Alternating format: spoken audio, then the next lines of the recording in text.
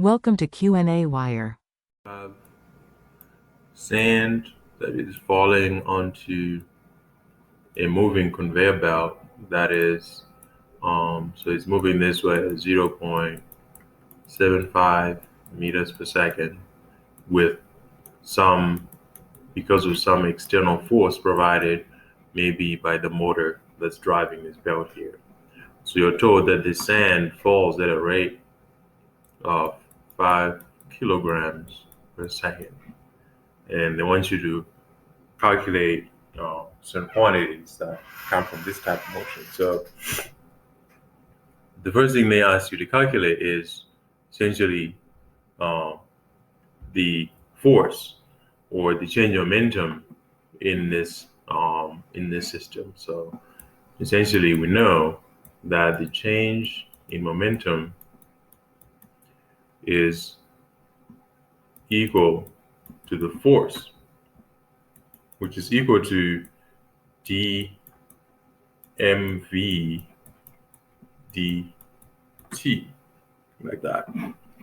So we know that for a change in momentum, either the mass can change or the velocity can change. Either way, either one will give you a change in momentum.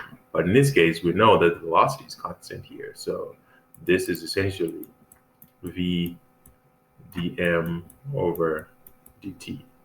So notice we have dm over dt and we have v.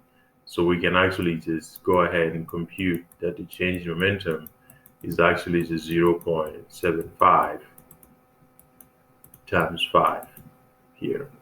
And that will give you 3.75 newtons here.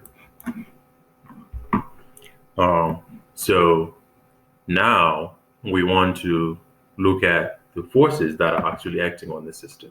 So for part B, they want you to find the frictional force that is acting on the system to make the sand move this way. But we know that the only force that is accelerating the sand here is the frictional force. So the frictional force supplies this change in momentum that we calculated here. So that means that the frictional force is actually, so the F friction is actually the same. It's actually 3.75 newtons. Because this is the only force that's acting on the system here. And that, again, so in part C, when they ask you the external force, we know that the only force that is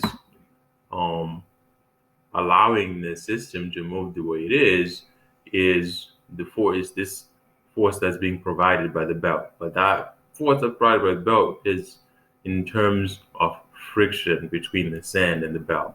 So the external force is also going to be equal to 3.75 newtons in this case. So in order to achieve this kind of motion, you need to supply this kind of force. And then part D, they want you to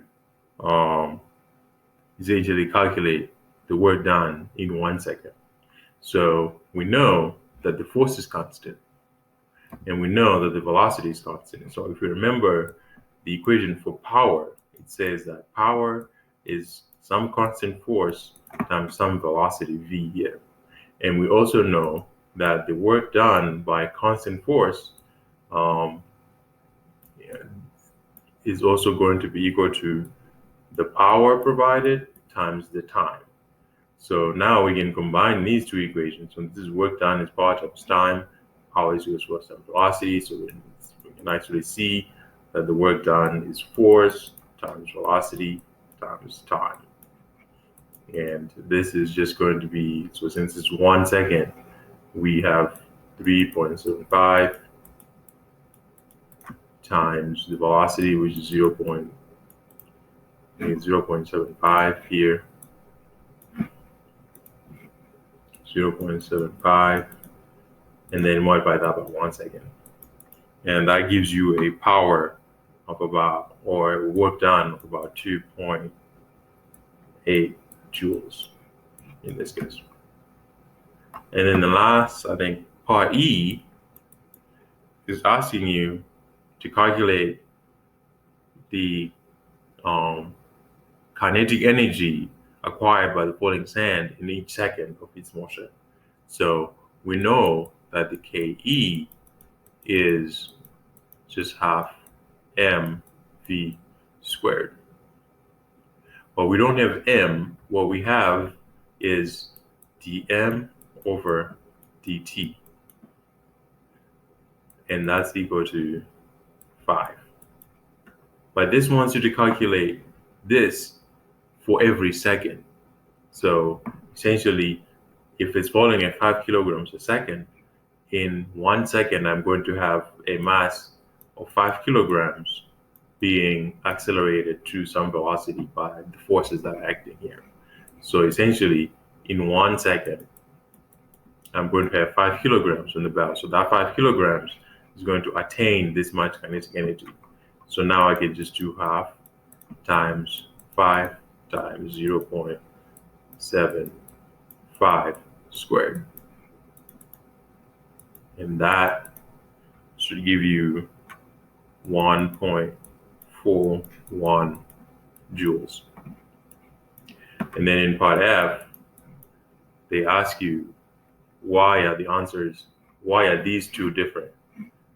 So so the total work done by the system, you have to account for the fact that if the frictional force is if this belt is providing a force that's moving the sand this way, then the sand is also providing an equal and opposite force in the opposite direction. So essentially, the frictional force here actually takes away some of the energy that this belt is providing in order for the sand to not slip on the belt. So essentially, the work done has to be equal to all the energy that you are losing. So all the energy that you're losing to friction, or the work done by the frictional force, plus the work done to accelerate this object here, or the work done to increase the kinetic energy here. So because of this term from the frictional force, the amount of kinetic energy that you gain is actually lower than the total amount of energy that you provide to the system.